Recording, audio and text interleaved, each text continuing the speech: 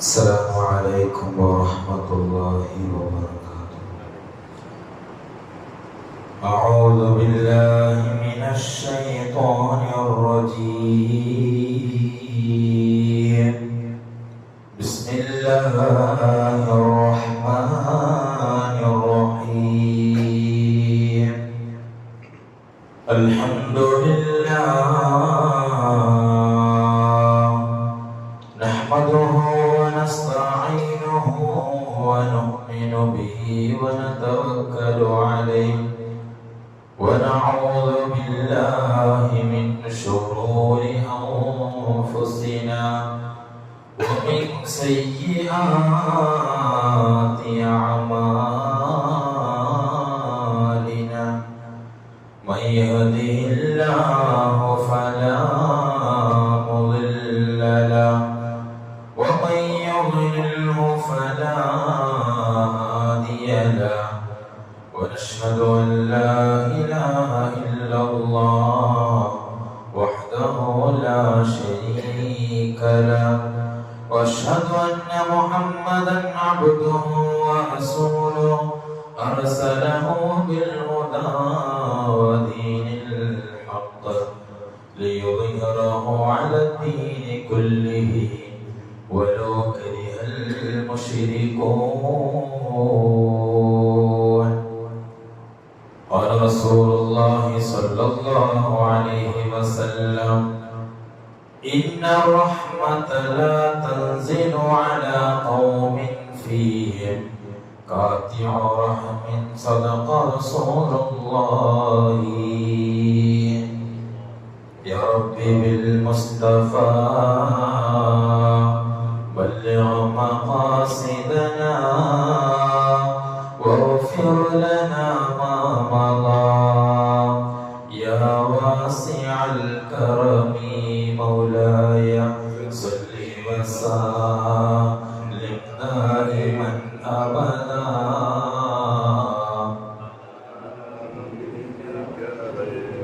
للخلق كلهم പതിവാക്കണേ കുളി കുല്ല യൗമൽ ജുമുഅത്തി. സംസാരവും മൊഴിവാക്കാനൽ ഖുതുബത്തി. അതിരാവിലെ പോകുന്നതേറ്റം നല്ലതാ. അൽ കഹ്ഫ് സൂറത്തോതലും വേണ്ടുന്നതാ.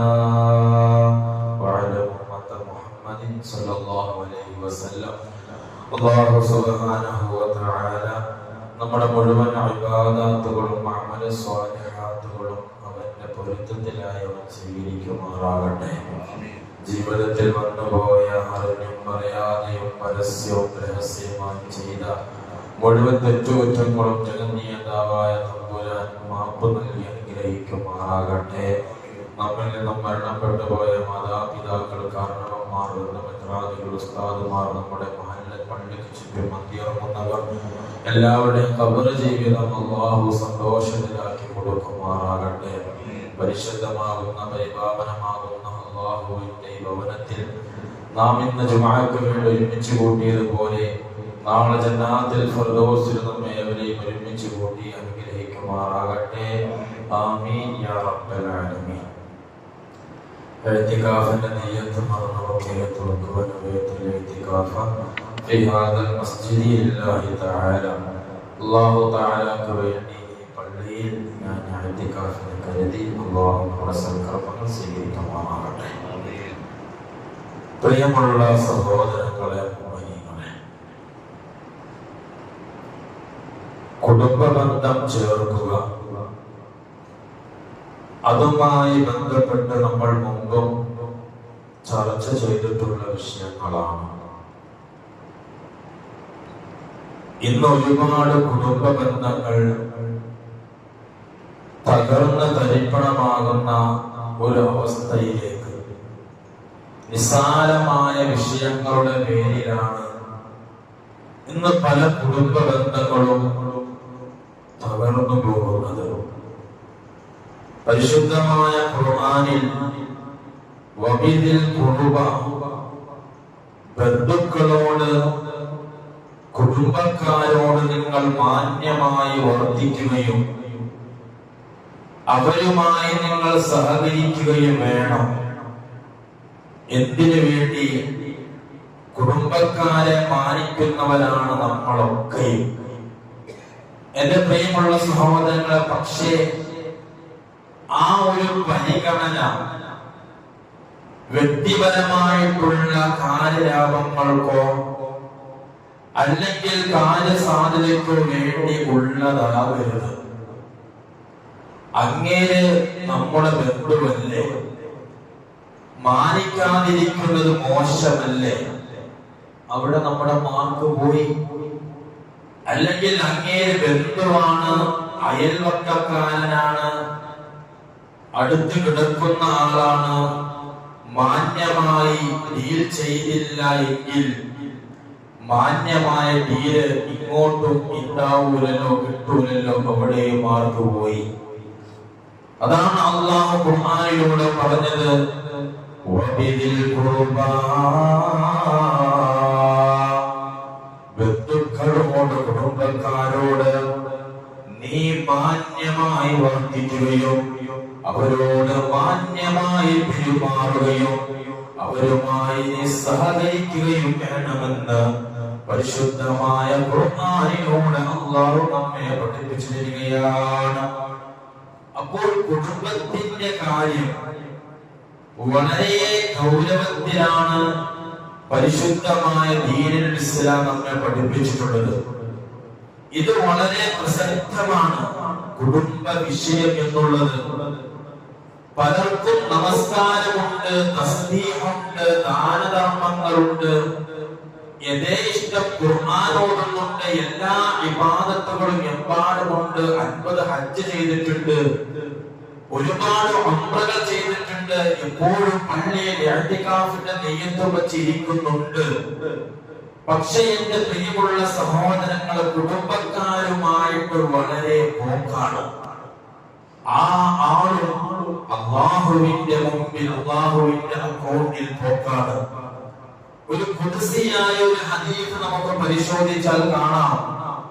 മുത്ത് ഹബീബ് സല്ലല്ലാഹു അലൈഹി വസല്ലമ തങ്ങൾ പഠിപ്പിക്കുന്നു, അല്ലാഹു പറയുന്നു, മക്കളെ, അവന്റെ സന്ദേശം ഞാൻ നിങ്ങൾക്ക് പറഞ്ഞു തരുന്നു എന്ന് പറഞ്ഞുകൊണ്ട് സ്വഹാബത്തിന് അവിടുന്ന് പഠിപ്പിച്ചു കൊടുക്കുന്ന ഒരു ഹദീസ് ഉണ്ട്. അന റഹ്മാന, ഞാൻ റഹ്മാനാണ്, വഹാദിഹ റഹീം. ഈ റഹീം എന്ന് പറഞ്ഞാൽ എന്താണ്? അത് അല്ലാഹുവിന്റെ ഒരു കുടുംബ ബന്ധം, കുടുംബ ബന്ധമാണ്. ഈ അറബിക്ക് മറ്റൊരു പേരാണ് റഹീം, കുടുംബ ബന്ധം എന്നുള്ളത്. വഹാദിഹ റഹീം, ഈ റഹീം എന്ന് ഞാൻ ഈ റിലേഷൻ പേര് വച്ചിരിക്കുന്നത് ശഖഖതു ലഹാ ഇസ്മൻ മിൻ ഇസ്മി, എന്റെ റഹ്മാൻ എന്ന പേരിൽ നിന്ന് കുടുംബ ബന്ധത്തെ ഞാൻ റഹീം എന്ന പേരിട്ടത്. അത് എന്തുകൊണ്ടാണെന്നറിയുമോ? അല്ലാഹുവിന്റെ റസൂൽ ഇവിടെന്ന് പറയുന്നു, ഫമൻ വസലഹാ വസൽതഹു, കുടുംബ ബന്ധം ആര് ചേർക്കുന്നുവോ, കുടുംബ ബന്ധം ആര് ഊട്ടിയുറപ്പിക്കുന്നുവോ, ആരുമായി കുടുംബ ബന്ധം നിൽക്കുന്നു, വസൽതഹു, അവരുമായി എനിക്കും ഒരു ലിങ്ക് ഉണ്ടാകും, അവരുമായി എനിക്കൊരു ബന്ധം ഉണ്ടാകും. വമൻ ഖതഅഹാ ഖതഅതഹു, കുടുംബ ബന്ധം ആര് പിണങ്ങി പിരിഞ്ഞാലും, കുടുംബ ബന്ധം അവഗണിച്ചുകൊണ്ട് കുടുംബ ബന്ധം മുറിച്ചു കളഞ്ഞാൽ അവരുമായിട്ടുള്ള ബന്ധം ഞാൻ ഡിസ്കണക്ട് ചെയ്യുക തന്നെ ചെയ്യുമെന്ന് ഹബീബായ റസൂലുള്ളാഹി സ്വല്ലല്ലാഹു അലൈഹി വസല്ലമ തങ്ങൾ സ്വഹാബത്തിന് അല്ലാഹു പറഞ്ഞു കൊടുത്തതായിട്ട് പറഞ്ഞു കൊടുക്കുന്നു.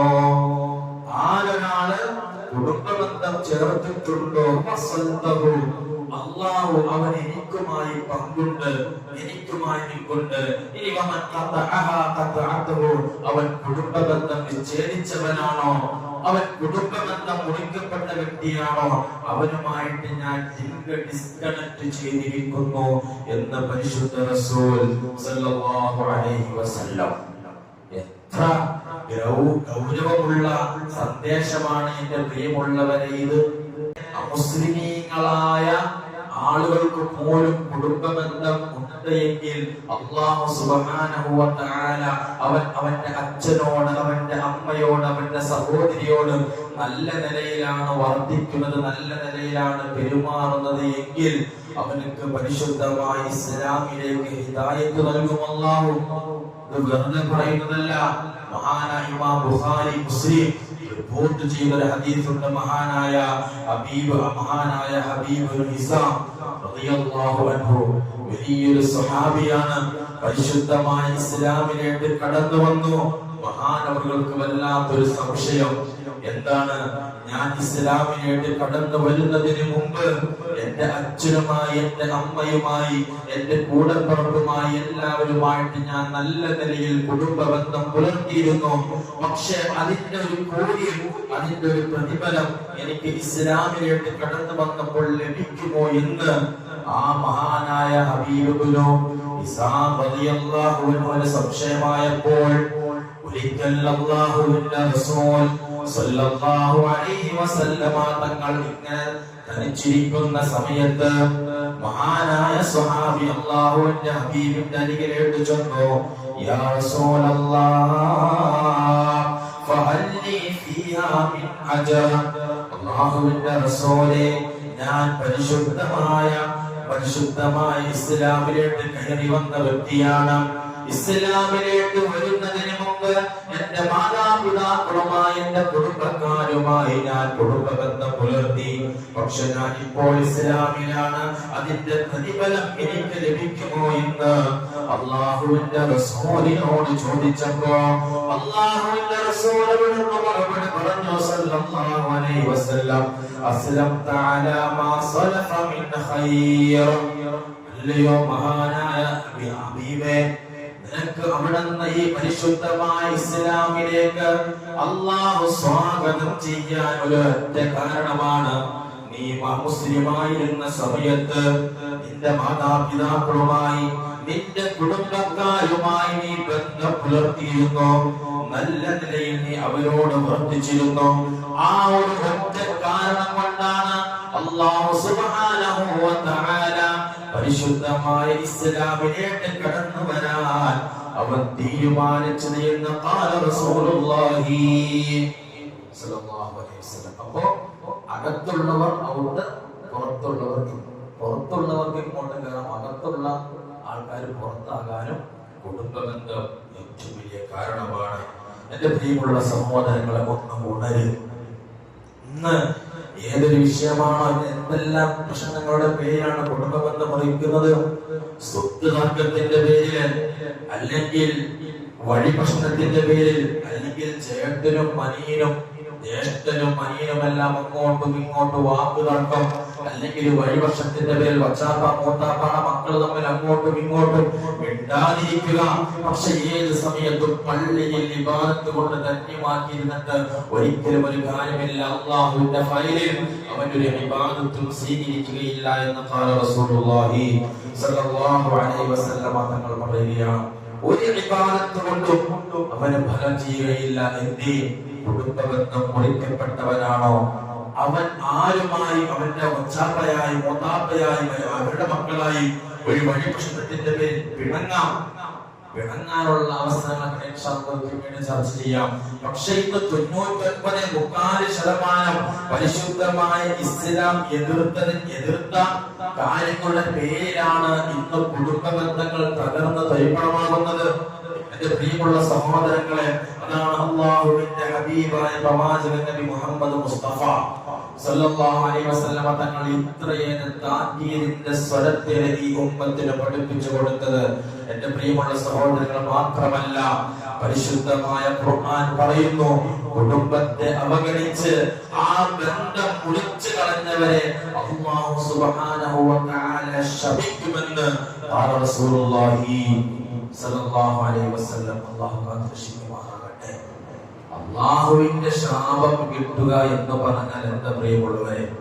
ഒരാള് നമ്മളെ ശപിച്ചു കഴിഞ്ഞാൽ, ഒരാളെ കുറിച്ച് ആവശ്യമില്ലാത്ത കാര്യങ്ങൾ കടകളിൽ പോയി ഇരുന്നു കൊണ്ട് വർത്താനം പറയുക, അല്ലെങ്കിൽ പുറത്തു പോയിരുന്നിട്ട് പള്ളിയുടെ പുറത്തിരുന്ന് പോയിട്ട് അയാളെ കുറിച്ച് ഇല്ലാത്ത വചനങ്ങളൊക്കെ പറയുമ്പോ ആ മനുഷ്യന്റെ മനസ്സൊന്ന് വേദനിച്ചുകൊണ്ട് അവന്റെ വായിൽ കിടക്കുന്ന ഒരു നാവ് അത് ഇറങ്ങിപ്പോയാൽ മതിയായെന്ന് എന്തൊരു ശപിച്ചു കഴിഞ്ഞാൽ ആ ശാപം ഏൽക്കും.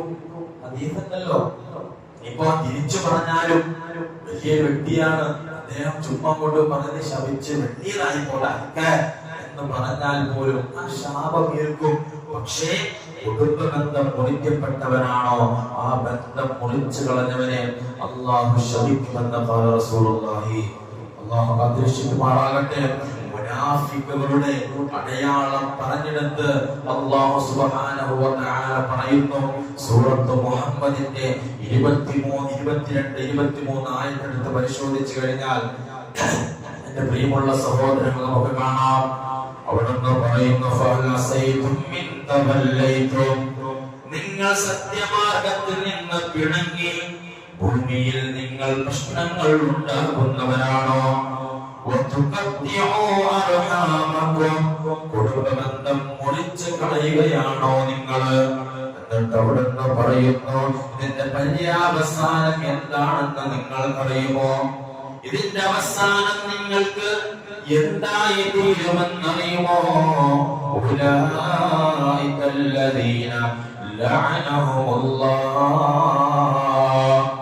ഈ വിഭാഗത്തെ അല്ലാഹു സുബ്ഹാനഹു വ തആല ശപിച്ചിരിക്കുന്നു. ഈ ഒരു വിഭാഗത്തെ അല്ലാഹു സുബ്ഹാനഹു വ തആല ശപിച്ചിരിക്കുന്നു. ഉസ്താദേ ആകെ കച്ചവടം പോകാം. ആദ്യത്തെ ഒരു കച്ചവടം തുടങ്ങി അവിടെ ഫെയിലായി, രണ്ടാമത്തെ ഒരു കച്ചവടം തുടങ്ങി അവിടെയും തീരുമാനമായി, പിന്നെ ആൾക്കാരൊക്കെ പിരിവിട്ട് തുടങ്ങിയിട്ട് മൂന്നാമത്തെ ഒരു കച്ചവടം തുടങ്ങി അതും പോകാം. അതുകൊണ്ട് മൊട്ടയിൽ ഒരു നമ്പറിൽ എഴുതി തരാൻ പറ്റി എഴുതാ. എത്ര മൊട്ടയിൽ നമ്പർ എഴുതിയാലും എന്റെ പ്രിയമുള്ളവരെ കുടുംബബന്ധം കുറിച്ചാണ് ഒരു കാര്യമില്ല. അല്ലാഹു ഖുർആനിലൂടെ പറഞ്ഞതാണല്ലോ, ഉലൈകല്ലദീന ലഅനഹുമുല്ലാഹ്. കുടുംബബന്ധം മുറിച്ചവനാണോ അവന്റെ വാപ്പയായിട്ട് അവന്റെ സഹോദരന്മാരായിട്ട് സ്വത്ത് തർക്കത്തിന്റെ പേരിൽ വഴി തർക്കത്തിന്റെ പേരിൽ അവൻ വർഷങ്ങളോളം മിണ്ടാതിരിക്കുകയാണോ? ഈ പള്ളിയിൽ വന്നുകൊണ്ട് നീ എത്ര സുജൂദ് ചെയ്ത് അല്ലാഹുവിനോട് കരഞ്ഞ് ദുആ ചെയ്തിട്ടും ഒരു കാര്യമില്ല. നീ എത്ര ഹജ്ജ് ചെയ്തവനാണെങ്കിലും പപ്പടമണ പോലത്തെ നിസ്കാരത്തരമുണ്ടായാലും അല്ലാഹുവിന്റെ മുമ്പിലേക്ക് പടച്ചവന്റെ ദർബാറിലേക്ക് നിന്റെ ഒരു ഇബാദത്തും അല്ലാഹു സ്വീകരിക്കുകയില്ല എന്ന് റസൂലുള്ളാഹി സല്ലല്ലാഹു അലൈഹി വസല്ലം. അല്ലാഹു കാത്തിരക്ഷിക്കുമാറാകട്ടെ. എന്റെ പ്രിയമുള്ള സഹോദരങ്ങളെ, നഷ്ടം അയാൾക്ക് മാത്രമല്ല, കുടുംബബന്ധം മുറിക്കപ്പെട്ട ആ വ്യക്തിക്ക് മാത്രമല്ല നഷ്ടം, അയാളെ കൊണ്ട് കൂടെയുള്ളവർക്കും നഷ്ടം തന്നെയാണ്. നമ്മുടെ ഈ കുടുംബനോട് മഹ്മൂദ് മുസ്ലിം ജമാഅത്തിലെ സത്യവിശ്വാസികൾ ഇതുപോലെ വെള്ളിയാഴ്ച ജുമാ ദിവസം നമ്മുടെ പള്ളിയിൽ ജുമാക്ക് വേണ്ടി വന്നിരിക്കുന്നു.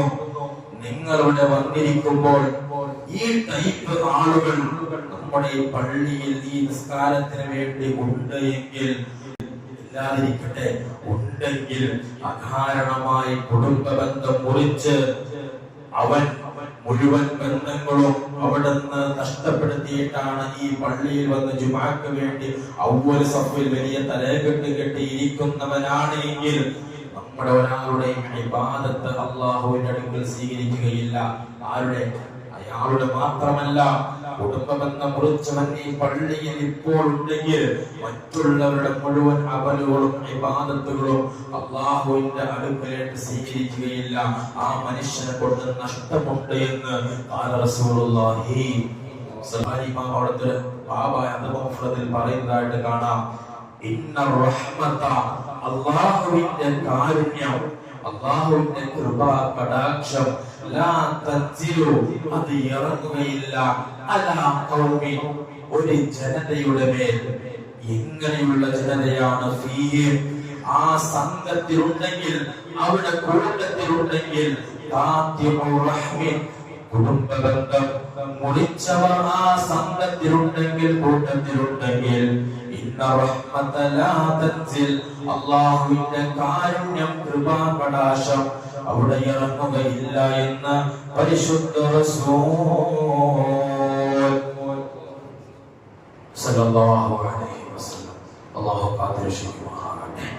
അങ്ങനെയുള്ള ആളുകൾ നമ്മുടെ കൂട്ടത്തിലുണ്ടെങ്കിൽ ഇത് ആരാ പറയുന്നത്? ഹബീബായ റസൂലുള്ളാഹി സ്വല്ലല്ലാഹു അലൈഹി വസല്ലം തങ്ങൾ ഈ ഉമ്മത്തിനെ പഠിപ്പിച്ചു തരുന്ന കാര്യമാണ്. ഇതൊക്കെ നമ്മുടെ മനസ്സിലേട്ടൊന്നും കയറാതെ കുടുംബ ബന്ധമല്ല അമ്മായി മുത്താപ്പമാരുടെ പണങ്ങി നിൽക്കുന്ന എത്രയോ കുടുംബ ബന്ധങ്ങൾ നിങ്ങളുടെ ഇടയിലിരിക്കുന്നവർക്ക് തന്നെ അറിയാം. എന്റെ പ്രിയമുള്ള അല്ലാഹുവിന്റെ റഹ്മത്ത് ഇറങ്ങില്ല എന്ന് പറഞ്ഞാൽ അവന്റെ ജീവിതം തന്നെ പിന്നെ നഷ്ടമല്ലേ? ആ ലൈഫ് തന്നെ പിന്നെ നമ്മൾ സാധാരണ പറയുന്ന ആകെ പോയി ആകെ താറുമാറാവില്ലേ? അല്ലാഹുവിന്റെ റഹ്മത്ത് ലഭിച്ചാലാണല്ലോ നമ്മുടെ എല്ലാ മേഖലകളിലും പടച്ച തമ്പുരാന്റെ ഒരു കാരുണ്യം നോട്ടമുണ്ടാവുകയുള്ളൂ. അല്ലാഹു നോട്ടം നൽകി അനുഗ്രഹിക്കുമാറാകട്ടെ. അതാണ് അല്ലാഹുവിന്റെ കാരുണ്യത്തിന്റെ നോട്ടം ഇറങ്ങുകയില്ല. ആരുണ്ടെങ്കിൽ ഈ വിഭാഗം ഉണ്ടെങ്കിൽ ഏത് വിഭാഗം? കുടുംബബന്ധം മുറിച്ചവൻ, കുടുംബബന്ധം വിച്ഛേദിച്ചവൻ ഈ കൂട്ടത്തിലുണ്ടെങ്കിൽ അല്ലാഹുവിന്റെ റഹ്മത്തും ഇവിടെ നമ്മൾ ഇരുന്നു കൊണ്ട് പടച്ച തമ്പുരാനിലേക്ക് എത്ര ദുആ ചെയ്താലും കുടുംബബന്ധം ഇപ്പോൾ നമ്മുടെ ഈ സഫിലുണ്ടെങ്കിൽ നമ്മുടെ ആരുടെയും ദുആ അല്ലാഹു സ്വീകരിക്കുകയില്ല എന്ന് പരിശുദ്ധ റസൂൽ സല്ലല്ലാഹു അലൈഹി വസല്ലം തങ്ങൾ പറയുന്നുണ്ട്. ഇതിനേറെ മഹാനായ ഇബ്നു മസ്ഊദ് റളിയല്ലാഹു അൻഹു വലിയ സ്വഹാബിയാണ്. സ്വഹാബത്തിനെ എല്ലാം ഇതുപോലെ ഒരുമിച്ച് കൂട്ടിയിട്ട് ഒരു ദുആ സമ്മേളനം നടത്താൻ തീരുമാനിച്ചു, ഒരു സ്വതക്ക കൊടുക്കാൻ തീരുമാനിച്ചു. അവിടുന്ന് അതിനു മുമ്പ് മഹാനായ ഇബ്നു മസ്ഊദ് റളിയല്ലാഹു അൻഹു ഇൻട്രൊഡക്ഷൻ എന്ന നിലയിൽ അവിടുന്ന് സ്വഹാബത്തിനോട് പറയുന്നതായിട്ട് കാണാം. ആരെങ്കിലും കുടുംബബന്ധം മുറിക്കപ്പെട്ടവർ ഈ സദസ്സിലുണ്ടെങ്കിൽ ദയവ് ചെയ്ത് ഒന്ന് എഴുന്നേറ്റു പോകണേ എന്ന് മഹാനായ ഇബ്നു മസ്ഊദ് തങ്ങൾ പറഞ്ഞപ്പോ സ്വഹാബത്തിലെ കൂട്ടത്തിൽ ഒരാൾ ചോദിച്ചല്ലയോ ഇബ്നു മസ്ഊദേ, എന്തിനാണ് കുടുംബബന്ധം മുറിക്കപ്പെട്ടവർ ഇവിടെ നിന്ന് എഴുന്നേറ്റ് പോകാൻ പറയാൻ കാരണം? അവിടുന്ന് പറഞ്ഞു, അങ്ങനെയുള്ള ഒരാളെ സദസ്സിലുണ്ടെങ്കിൽ അല്ലാഹു നമുക്ക് ഒരു കാരുണ്യം ചെയ്യുകയില്ല, ഇവിടെ പറയുന്ന ഒരു അമലുകളും അല്ലാഹു സ്വീകരിക്കുകയില്ല എന്ന് മഹാനായ ഇബ്നു മസ്ഊദ് റളിയല്ലാഹു അൻഹു പറയുന്നുണ്ട്. അതുകൊണ്ട് ഇവിടെ വെച്ച് ഉറപ്പിച്ചോ, കുടുംബക്കാരുമായി ആരൊക്കെ പ്രശ്നമുണ്ടോ എല്ലാം ഞാൻ അങ്ങ് തീർക്കും എന്ന ദൃഢപ്രതിജ്ഞ എടുത്തോ. ഇവിടെ നിന്ന് പോകുമ്പോ അത് കുടുംബക്കാരുമായി എന്തെങ്കിലും പ്രശ്നങ്ങൾ ഉണ്ടെങ്കിൽ എന്റെ പ്രിയമുള്ള സഹോദരങ്ങൾ അത് തീർക്കണം. അല്ലാതെ നിങ്ങൾ ഒരു വിവാദം ചെയ്തിട്ട് കാര്യമില്ല.